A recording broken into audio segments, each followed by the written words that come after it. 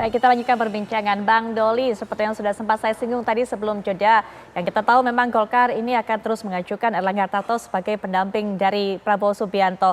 Tapi terus terang saja pesan yang sampai ke masyarakat, kalau melihat petanya seperti ini hingga saat ini, Pak Erlangga ini tidak menjadi kandidat yang favorit ataupun juga tidak diprioritaskan. Bagaimana kemudian Golkar melihatnya? Apalagi yang kita tahu bahwa Golkar kalau perolehan suara dalam koalisi tersebut, terutama juga dalam pemilu tahun lalu, termasuk adalah partai kedua yang memperoleh suara terbesar. Silakan Bang Doli. Iya, saya kira kan untuk menentukan siapa pasangan cawapres yang ideal itu kan juga mempertimbangkan banyak variabel ya. Memang betul mungkin elektabilitas itu menjadi salah satu pertimbangan. Walaupun elektabilitas itu kan juga bisa diukur dari bukan hanya sekedar lembaga survei yang kemudian merilis hasil surveinya ya, tetapi kami juga misalnya di partai politik itu kan punya mekanisme sendiri ya. Karena kami punya jaringan, terus kemudian kami punya basis konstituen juga yang tentu kami akan selalu mendengarkan aspirasi yang mereka tangkap gitu. Nah itu yang pertama. Variabel yang lain kan tentu juga sebetulnya kita menginginkan pasangan capres dan cawapres itu adalah pasangan yang saling melengkapi ya, sebagai duit tunggal yang lengkap, yang saling menyempurnakan gitu. Nah sosok Pak Prabowo yang kita kenal memang heavy-nya pada soal keamanan, pertahanan gitu ya. Tentu juga penting untuk didampingi oleh seorang sosok yang mungkin juga selama ini punya pengalaman dan cukup capable di bidang penanganan ekonomi misalnya. Nah dan itu kan ada sosoknya di Pak Erlangga Hartarto. Kemudian juga basis eh, seperti tadi yang disampaikan ya, partai politik kita ini kan sebetulnya sedang atau sudah menuju penyempurnaan sistem politik yang beraliran demokrasi kita ya. Nah, salah satu yang juga harus kita kedepankan yaitu adalah bagaimana adanya selalu penguatan kelembagaan partai politik. Nah, nanti juga hasil pemilu itu kan selain memilih presiden juga kemudian kita memilih anggota DPR. Dan Partai Golkar adalah partai yang punya pengalaman. Kami bersyukur ya sering diberikan kepercayaan oleh masyarakat sebagai kekuatan nomor satu udah cukup lama. Terakhir ini kami tidak pernah keluar dari dua besar sebagai pemenang pemilu. Partai politik ini adalah partai politik yang memang secara konsisten memperjuangkan aspirasi rakyat. Saya kira itu juga harus menjadi salah satu pertimbangan nanti, dan itu yang menjadi tawaran kami ya terhadap Pak Prabowo dan Koalisi Indonesia Maju nanti dalam menentukan calon wakil presidennya Pak Prabowo. Baik, jika memang ternyata yang nanti dipilih bukanlah Pak Erlangga Hartarto, Golkar tidak merasa menjadi hanya sebagai partai pelengkap saja, begitu Bang Doli? Kami tentu berusaha untuk teguh dan konsisten terhadap putusan kami ya. Dan ketika pada awal kami menandatangani kerjasama dengan Partai Gerindra, Partai Amanat Nasional, ya waktu itu ada Partai Kebangkitan Bangsa, terakhir teman-teman Demokrat ikut, PBB, kemudian Gelora, itu kan pertimbangan yang diambil keputusan yang dengan pertimbangan cukup matang ya. Dan pilihan-pilihan itu adalah pilihan yang terbaik dan karena memang sistem kita ini kan sekarang pemilu presiden itu kan bergabung satu hari yang sama dengan pileg ya. Jadi sebetulnya setiap partai politik termasuk ketua umum partai politik di dalam menetapkan putusan pilpres itu pasti juga mempertimbangkan efek elektoralnya kepada pileg. Nah, jadi pilihan itu adalah pilihan yang cukup matang. Kenapa kita harus memilih berkoalisi atau bekerjasama dengan partai politik lama, dan kenapa kita memilih calon presiden A, B, atau C gitu. Nah, jadi nanti kalau pada akhirnya ya tentu kami sedang berjuang terus ya untuk mengusung Pak Erlangga Hartarto sebagai calon wakil presiden. Tapi sekali lagi saya katakan keputusan akhir itu ada di Pak Prabowo, dan Pak Prabowo sudah memberikan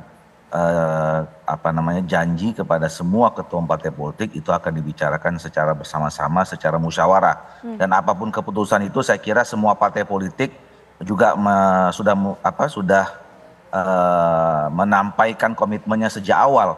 Apapun keputusan itu, selama dilakukan secara musyawarah dan kemudian diambil kesepakatan bersama, ya semuanya harus menghormati, kira-kira begitu. Baik, menyepakati ataupun juga mengikuti kesepakatan yang sudah ada, komitmen, apapun hasilnya begitu. Itu dikatakan oleh Bang Doli, menjawab juga yang dikatakan oleh atau dipertanyakan oleh Kang Ujang tadi. Apakah akan terus mengusung Pak Erlangga sampai terakhir kalau memang keputusan dari musyawarah ternyata bukan seperti itu? Kang Ujang. Ya, saya meyakini Golkar partai yang punya pengalaman panjang ya di pemerintahan di Indonesia. Tentu dalam konteks menawarkan baik capres maupun cawapres, dalam hal ini cawapres, itu tidak gegabah. Pasti ada kalkulasi yang matang terkait dengan itu. Ya tadi kalau Pak Erlangga memang ada kekurangan yang harus ditambal. Itu PR besar bagi Partai Golkar begitu. Agar apa? Agar bisa bersaing kan dalam konteks untuk bisa memperebutkan kursi cawapres itu. Karena ya dalam konteks tertentu ketika persaingan itu berjalan ya tentu karena gini dampak dari menjadi cawapres itu penting karena akan mendapatkan dampak elektoral bagi partai di pilegnya itu. Oleh karena itu masing-masing partai yang mendorong baik kadernya ataupun pihak lain yang diusung misalkan PAN Erick Thohir ya agar memang bisa mendapatkan efek elektoral itu. Karena tadi kata Bang Doli, pemilunya bersamaan di hari yang sama gitu. Oleh karena kalau dikata memang ternyata dua kandidat yang terkuat ini, Ibu Khofifah kemudian juga Mas Gibran yang juga masih menjadi judul kami, kemudian bagaimana efek elektoralnya terhadap partai-partai pendukung? Saya sih melihat begini, Golkar sudah tepat ada di Pak Prabowo. Saya melihat kalkulasinya adalah kalkulasi aspirasi dari kader, saya baca gitu. Dan memang kalau di Prabowo, Golkar lebih bisa berkembang, lebih bisa hidup. Tapi kalau di PDIP itu akan tertutup. Karena Golkar itu bagaimanapun ada irisannya dengan Pak Prabowo. Karena Prabowo pernah di Golkar, pernah jadi kader Golkar, ya, artinya pernah jadi tokoh Golkar juga sebelum membentuk Partai Gerindra. Artinya irisan-irisannya juga menjadi penting. Nah, dan sangat realistis kalau memang saat ini Golkar ada di pihak Pak Prabowo itu. Karena saya membaca kalau ada di pihak PDIP itu terkunci. Karena efek elektoralnya tidak akan didapatkan. Makanya tadi aspirasi-aspirasi di internal Golkar itu ya menginginkan ke Pak Prabowo. Tapi memang tadi perjuangan untuk menjadikan Pak Erlangga itu tidak mudah. Nah itulah yang sebenarnya PR besar bagi Partai Golkar, tantangan ya ketika misalkan hari ini Golkar punya peluang punya kesempatan untuk bisa mendorong katakanlah ketua umumnya menjadi cawapres. Tapi kan tidak mudah tadi. Ya, oleh karena itu ya harus diperjuangkan dengan maksimal. Soal nanti jadi atau tidak kan lain hal. Yang penting dorongannya itu harus kuat, harga diri partai harus dijaga. Dan itu menjadi sebuah perjuangan yang panjang ya dari Pak Erlangga dari mulai Munas, Rapimnas, Rakernas, bahkan memberikan mandat khusus kepada Pak Erlangga untuk bisa membangun koalisi dan menentukan cawapres. Artinya ya disitulah ada perjuangan-perjuangan dan Golkar pernah mau dipecah-pecahkan dengan munculnya Pak Ridwan Kamil gitu, di-endorse oleh PDIP, tapi Golkar masih bertahan di situ. Dan ini menarik ya, karena Golkar itu tadi dalam setiap 5 tahunan ada dinamikanya sendiri. Dan selalu menghadapinya dengan smart gitu, dengan cerdas dan walaupun digoncang oleh banyak masalah setiap pemilu, tapi Golkar selalu menjadi partai yang unggul begitu. Menarik bagi Golkar. Menarik memang kalau kita juga bicara mengenai dua nama yang kami cantumkan juga di judul, yaitu Ibu Khofifah Indar Parawansa dan juga Mas Gibran. Bang Riza, selain memang menjadikan atau berencana menjadikan Ibu Khofifah ini sebagai salah satu kandidat pendamping Pak Prabowo, adakah rencana lainnya mungkin melibatkan Ibu Khofifah untuk sebagai tim pemenangan ataupun juga tim yang mensupport dari nanti adanya calon presiden dan juga calon wakil presiden yang diajukan oleh Koalisi Indonesia Maju ini, Bang Riza? Iya, tentu tokoh-tokoh besar, tokoh-tokoh yang punya pengaruh, punya peluang yang sama untuk menjadi cawapres maupun menjadi tim atau ketua tim sekaligus. Namun demikian nantilah kita serahkan pada pimpinan partai.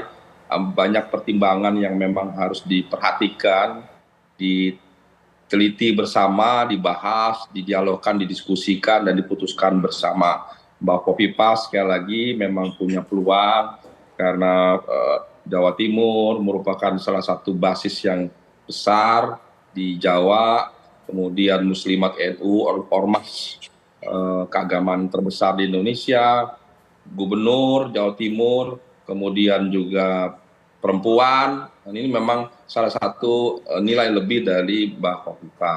Jadi Mbak Khofifa punya peluang memang menjadi cawapres dan juga ketua tim atau menjadi tim.